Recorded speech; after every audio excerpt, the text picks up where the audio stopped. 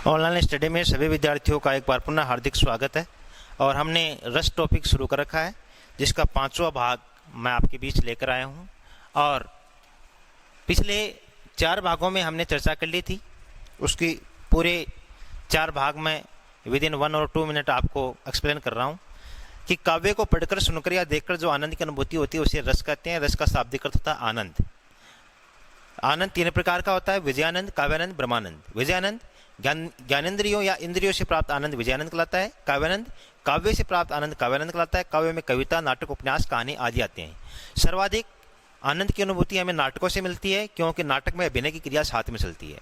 उसके बाद हमने पढ़ा था कि रस अखंड होता है, रस चिन्मय होता है, रस चैतन्य अवस्था में मिलता है, रस सतोगुण अवस्था में मिलता है। और रस में व्यक्ति रसानुभूति के समय व्यक्ति को किसी और चीज का ध्यान नहीं रहता है, अर्थात वेदांतर स्पर्श शून्य होता है। उसके बाद में हमने आचार्य भरत मुनि के रस सूत्र की चर्चा की थी। विभावानुभाव व्यभिचारी संयोगादश निष्पत्ति, अर्थात विभाव, अनुभाव और व्यभिचारी भावों के संयोग से रस का निर्माण होता है।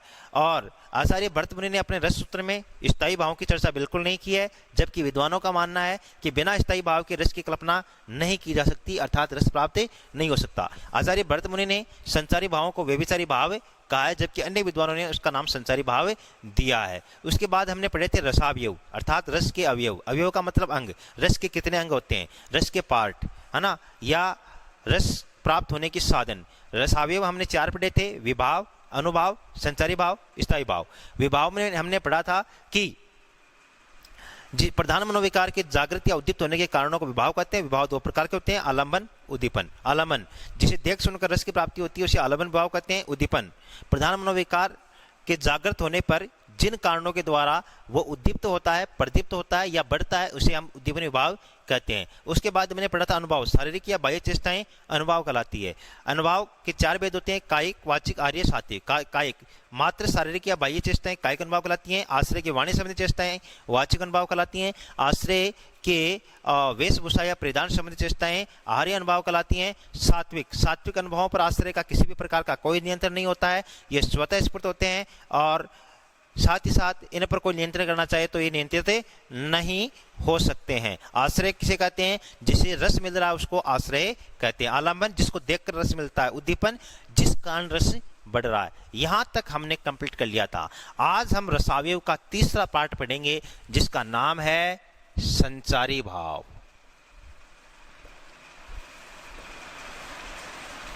आचार्य भरत मुनि ने संचारी भावों को क्या नाम दिया है? व्यभिचारी भाव। एग्जाम में प्रश्न आ सकता है कि आचार्य भरत मुनि ने अपने रस सूत्र में संचारी भावों का नाम क्या दिया है, तो आपका उत्तर होगा व्यभिचारी भाव दिया है। अब देखिए, क्या आपको पता है कि आपके मन में कितने भाव उमड़ रहे हैं? अर्थात बिल्कुल नहीं पता। साहित्यकारों ने यह बताया है कि हमारे मन के भीतर 33 प्रकार के संचारी भाव आते हैं। कितने प्रकार के? संचारी 33 प्रकार। और ये विद इन 1 सेकेंड या सेकंड के भी कुछ ही हिस्से टिकते हैं और गायब हो जाते हैं। सिर्फ 1 सेकंड के कुछ हिस्से में आते हैं और हमें पता तक नहीं लगने देते हैं कि आया था क्या और गया कब। ये संचारी भाव अनंत होते हैं वैसे तो, लेकिन साहित्य में कितने माने गए हैं? 33 संचारी भाव माने गए हैं। किसके? रस में संचारी भाव 33 माने गए हैं। अब देखिए, फॉर एग्जाम्पल मैं चर्चा करूं कि जैसे मान लो शादी का प्रोग्राम है, आप बैठे हैं, आपके बैठे बैठे मन में इतने भाव आते हैं, 33 नहीं 33 हो जाते हैं 5 मिनट में। इसी कारण तो एक बात कही गई है, योग और आयुर्वेद में एक वर्ड आता है ध्यान। जो व्यक्ति अपने आप को 5 मिनट ध्यान में रख सकता है, अर्थात एक भी संचारी भाव उत्पन्न नहीं होना चाहिए, वो व्यक्ति ईश्वर के समकक्ष है, ये मान सकते हैं आप। और वो व्यक्ति विश्व में कोई भी चीज प्राप्त करना चाहे तो प्राप्त कर सकता है। ध्यान में इतनी बड़ी ताकत होती है, लेकिन हमारे अंदर ध्यान नहीं है। हमारे हृदय के भीतर इतने भाव उमड़ते रहते हैं कि हमें हालांकि पता ही नहीं है। संचारी भावों की मैं परिभाषा लिखता हूं कि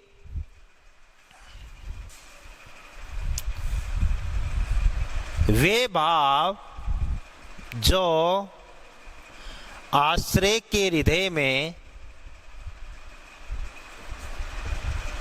जल तरंग की भांति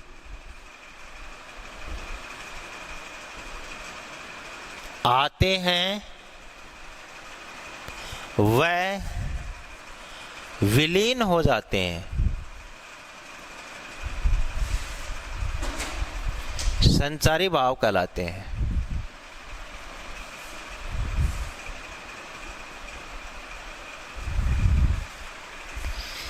यानी आपके हृदय में आया एक सेकंड के लिए, एक पल के लिए और चला गया, आपको पता नहीं लगा कब आया और कब गया, किसी को पता नहीं लगता है। और साहित्य में इनकी संख्या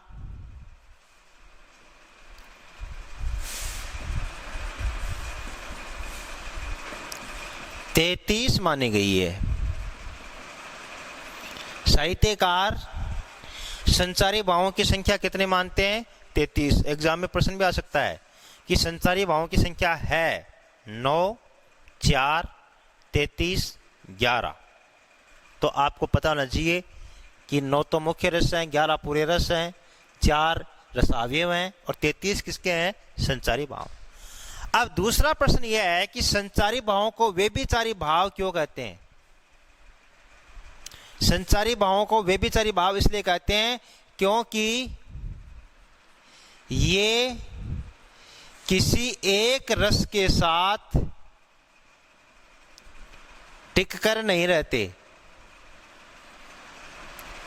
ऐसा नहीं है कि वीरस में आएंगे संसारी भाव या करुण रस में आएंगे, रौद्र रस में आएंगे, ये किसी भी रस में आ सकते हैं और किसी भी रस के मित्रता नहीं रखते हैं। ये किसी भी रस में आ सकते हैं, साथ ही साथ टिक कर नहीं रहते हैं, कुछ ही समय की उपस्थिति दिखाते हैं, गायब हो जाते हैं। जिस प्रकार पानी में बुलबुला आता है, 1 सेकंड में फूट जाता है, गायब हो जाता है, वैसे ही संसारी भाव हृदय में उठता है, 1 सेकंड के लिए आता है और गायब हो जाता है। तो वो क्या कहलाते हैं? संचारी भाव कहलाते हैं। ये किसी एक रस के साथ टिक करे नहीं रहते हैं। ये क्या हो गए? संचारी भाव हो गए। अब देव एक साहित्यकार हुए हैं, आचार्य देव, जिनका जन्म हुआ था 1799 में उत्तर प्रदेश इटावा में। रीतिकाल के कवि हैं, कृष्ण भक्त कवि भी हैं। देव ने 34वां संचारी भाव माना है कि नहीं 33 नहीं 34 होते हैं और उसका नाम दिया है छल। छल यानी धोखा। देव एक ऐसे साहित्यकार हुए हैं, उन्होंने 34 संचारी भाव माना है और 34वां संचारी भाव माना छल को, लेकिन इसको स्वीकृति अन्य विद्वानों ने नहीं दी। इसलिए अब हम परिभाषा को एक बार पुनः दोहरा रहा हूं कि वे भाव जो आश्रय के हृदय में जल तरंग की भांति अर्थात जल में उठी लहर की भांति उपस्थित होते हैं और विलीन हो जाते हैं, वे क्या कहलाते हैं? संचारी भाव। और साहित्य में संचारी भावों की संख्या कितनी है? 33 है। ठीक है, अब उन 33 की बात करेंगे अपन।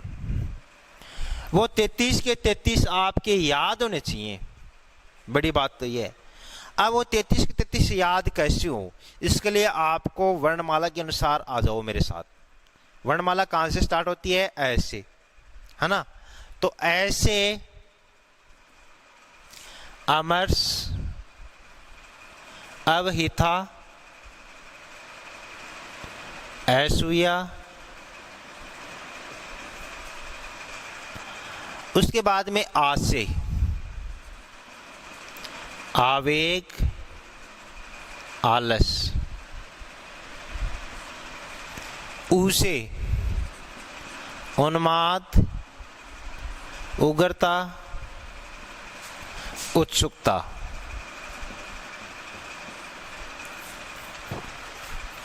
उसके बाद में ए आ ई ई उ ए ऐ ओ औ से नहीं बनता है, फिर कै से नहीं है, ख से नहीं है, ग से।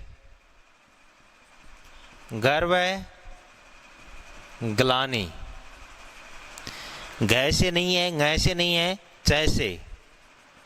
चिंता, चपलता, छ से नहीं है, जैसे, जाडे। जय से नहीं है, ऐ से नहीं है, ट से नहीं है, ठ से नहीं है, ड से नहीं है, ढ से नहीं है, अण से नहीं है, त से त्रास,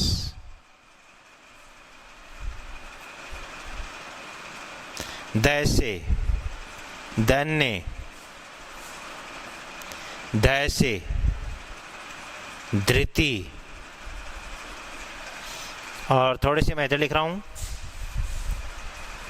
न से निद्रा निर्वेद,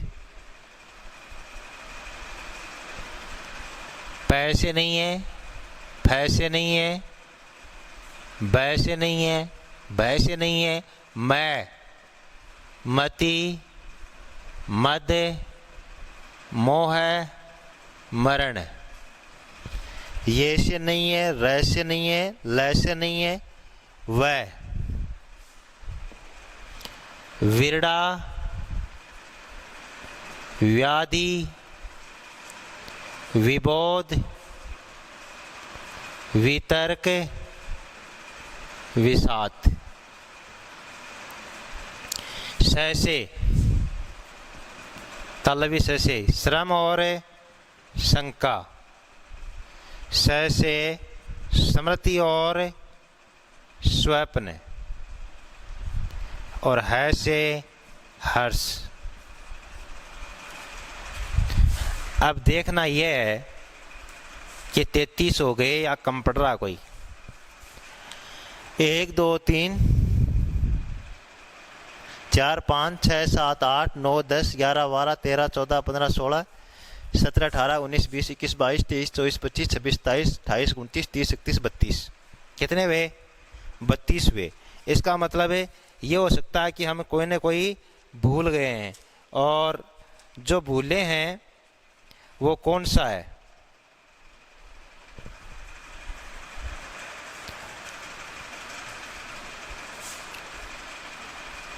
वो हम भूले हैं, ए वाला भूल गए, एक अमरस, अहिता, असूया, अपस्मार, ये भूल गए। अब ऐसे कितने हो गए? 4, 2 6, 6 और 3 9, और 2 11, 12 13 14 15 16, और इधर 18 4 22 और 5 27, 29 31 32 33। हाँ, 1 2 3 4 5 6 7 8 9 10 11 12 13 14 15 16 17 18 19 20 21 22 23 24 25 26 27 28 29 30 31 32 33। कितने हो गए? 33 संचारी भाव हैं। अब बहुत से ऐसे संचारी भाव हैं जिनका आपको वर्ड मीनिंग नहीं मालूम होगा, तो वो लिख लो। अमर्स का अर्थ होता है शत्रु के बारे में बुरा सोचना।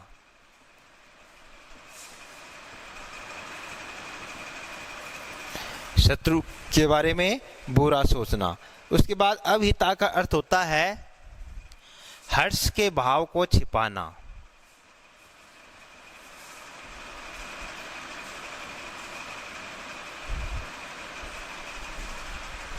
असूया का अर्थ होता है ईर्ष्या।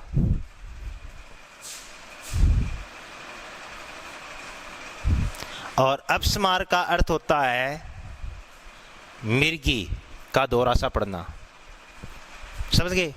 आवेग जानते हैं आप, कोई हार्ड वर्ड नहीं है, और अर्थ लिखना चाहो आवेग का तो लिख लेना कि चंचलता के रूप में आलस, प्रमाद, उन्माद, पागलपन। उग्रता जानते हैं आप, उत्सुकता जानते ही हैं, है ना?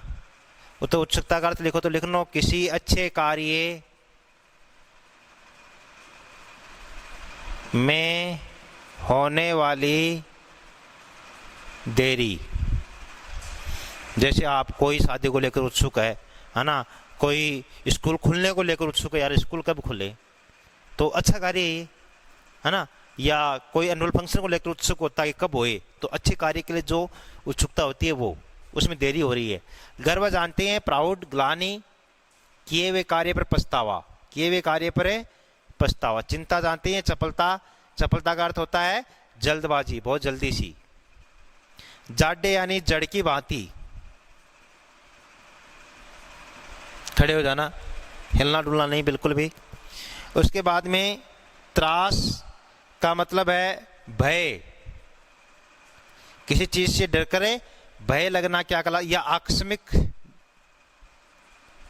आकस्मिक भय या डर। दैन्य यानी दीनता, बेचारापन। धृति यानी धैर्य। निद्रा यानी नींद। निर्वेद यानी वैराग्य। अब एक काम की बात मैं आपको यहां पर बता दूं, वो ये कि निर्वेद एक ऐसा संचारी भाव है जो एक स्थायी भाव भी है। ये संचारी भाव भी है और निर्वेद स्थायी भाव भी है। निर्वेद स्थायी भाव किसका है? सांतरस का है, जो 10th क्लास सीबीएसई के बच्चों के सिलेबस में नहीं है। अगर आप फर्स्ट ग्रेड सेकंड ग्रेड की तैयारी कर रहे हैं तो आपके सिलेबस में है। इसलिए निर्वेद है वो स्थायी भाव भी है और संचारी भाव भी है। फर्स्ट ग्रेड सेकंड ग्रेड का कोई भी प्रतियोगी यहाँ पर इस वीडियो को देख रहा है तो वो इसको नोट कर ले कि निर्वेद स्थायी भाव भी है और संचारी भाव दोनों है। मति, मति का अर्थ है बुद्धि। मद यानी नशा। मोह यानी किसी चीज से अनावश्यक लगाव होना। मरण यानी मृत्यु। वीड़ा यानी बुद्धि। व्याधि यानी शारीरिक कष्ट। विबोध, विबोध का मतलब होता है जागना या जाग उठना। वितरक, तर्क वितरक करना। विषाद, विषाद का अर्थ होता है पीड़ा, कष्ट। श्रम, श्रम यानी शारीरिक श्रम या मेहनत। और शंका यानी संदेह। स्मृति यानी याद होना। स्वपन अर्थात सपने की बात। और हर्ष यानी प्रसन्नता या खुशी। तो इस प्रकार ये 33 संचारी भाव हैं जो आपको आपके बोर्ड पर दिख रहे हैं। एक बार पुनः मैं संचारी भावों के बारे में बताता हूं। संचारी भावों को ही व्यभिचारी भाव कहते हैं। आचार्य भरत मुनि ने अपने रस सूत्र में संचारी भावों को व्यभिचारी भाव कहा है। संचारी भावों को व्यभिचारी भाव क्यों कहते हैं? क्योंकि ये किसी भी एक रस के साथ नहीं रहते हैं, ये सभी रसों में आते हैं। संचारी भाव किसे कहते हैं? कि वे भाव जो आश्रय के हृदय में कुछ पलों के लिए आते हैं और जल तरंग की भांति विलीन हो जाते हैं अपनी उपस्थिति दर्ज कराकर, और आश्रय को पता तक नहीं चलता कि आया था गया या नहीं आया था। संचारी भाव कहलाते हैं। संचारी भावों की संख्या 33 मानी गई है। किसमें? साहित्य में। वैसे तो बहुत होते हैं लेकिन साहित्य में संचारी भावों की संख्या 33 मानी गई है जो मैंने आपको बताए हैं। ऐसे आवेग, आलस, ऐसे अपस्मार, असूया, एम्बर्स, और साथ ही में अभिता। आ से आवेग, आलस। ऊ से उन्माद, उग्रता, उत्सुकता। ग से गर्व, ग्लानि। जैसे चिंता, चपलता। जैसे जाड्य। द से धृति। द से दैन्य। मैं से मति, मद, मोह, मरण। न से निद्रा, निर्वेद। वै से वीड़ा, व्याधि, विबोध, वितर्क, विषाद। स श्रम, शंका। और स स्मृति, स्वपन। और है हर्ष। इस प्रकार से संचारी भावों की संख्या 33 होती है और इन्हें व्यभिचारी भाव भी कहते हैं। और ये रसावयव का तीसरा पार्ट है। और आचार्य भरत मुनि ने संचारी भावों को व्यभिचारी भाव कहा है। और ये हमारे हृदय में 1 सेकंड के लिए आते हैं, चले जाते हैं, हमें पता भी नहीं चलता है। किसकी भांति आते हैं? जल तरंग की भांति आते हैं। वे क्या कहलाते हैं? संचारी भाव कहलाते हैं। तो आज के लिए हम इतना ही पढ़ेंगे। नेक्स्ट वीडियो में हम रस और उसके स्थायी भावों की चर्चा करेंगे। धन्यवाद। पढ़ते रहें, नहीं समझ में आने पर पूछते रहें, चाहे तो डाउट कॉलम के माध्यम से, चाहे तो कमेंट के माध्यम से। आज के लिए बस इतना ही। धन्यवाद।